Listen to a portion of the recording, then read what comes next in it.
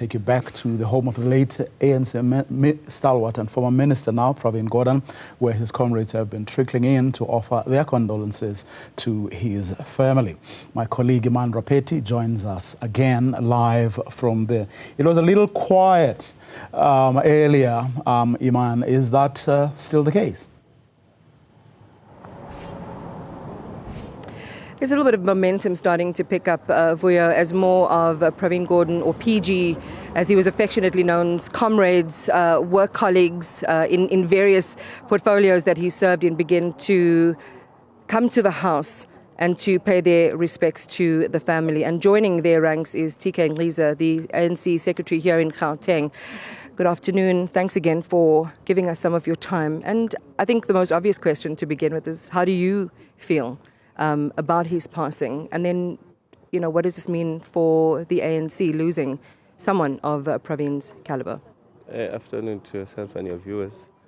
I think it is a sad moment of a freedom fighter, a servant of the people who has served this country, both and when he fought the apartheid, but also when he served as a minister in different portfolios for the past 50 years. A critical thinker in the ANC, a person who raises his views without fear of contradiction, raises his views, speak truth to power.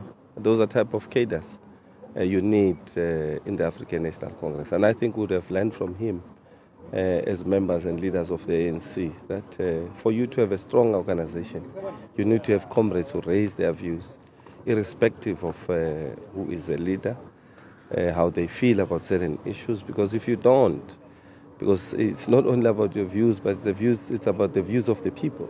People must be able to say, we are represented in certain quarters.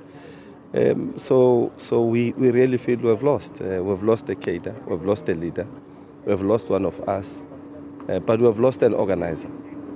He was a very good organizer in the days of UDF, who really did very well for the freedom of our people, especially when the ANC was in exile. How the UDF was able to bring people together, including COSATU at the time. Those were the organizations that we trusted within the country, especially, of course, with underground operators and so forth. So Pravin is a very serious role player who will be remembered by many generations to come. We heard in that tribute by a number of your colleagues in the ANC as well, people like Trevor Manuel, Cebisi Jonas, and others, about, in a way, the divisive role that he found himself playing in the party. One reflecting about the fact that he almost felt like he had to go outside of the ANC to organize and to mobilize against issues relating to state capture. How do you begin, especially in a moment like this, where, as you say, you lose someone who is a giant in the movement historically and even contemporarily, how do you begin to get back to real unity, to silence the outlier voices, or however big that lobby or that group represents? How do you bring people together in a moment like this in a party that has been racked, in a sense, by schism? I think the renewal process of the ANC must be a practical renewal and rebuilding. And I think these are some of the issues that we should tick those boxes. We can't have an organization that behaves like robots. It doesn't work like that. But of course, we must do things with a high level of discipline. We'll have different views about how we would have mobilized outside of the party. But sometimes when you find yourself or your voice being suppressed, you behave in a particular manner because the reality is that the organization should serve the interest of the people. But you really need to find a way of how you manage it so that it doesn't really rattle the party, because you don't need that. But does everyone in the party feel the way that you do? I think I don't know. I mean, we're not monotonous. I mean, it's a very big party. But I really believe that there comes a time where the organization really believes that it has to do things differently, and I think we have reached that stage. It doesn't necessarily mean you won't have triumphalists in the organization and those who want to believe this is about themselves and really don't care about anything else.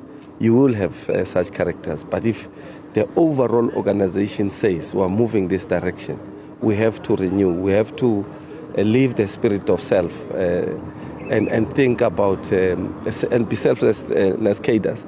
And I think we have reached that stage as African National Congress. Well, let's bring it back to the reason that you're here today, and that is to be with the family and to commiserate. Vanitha, Priyesha, the wife and the daughter are here. Other members of the family are here. What are you going to say? What do you plan to say to them, really, in this dark moment?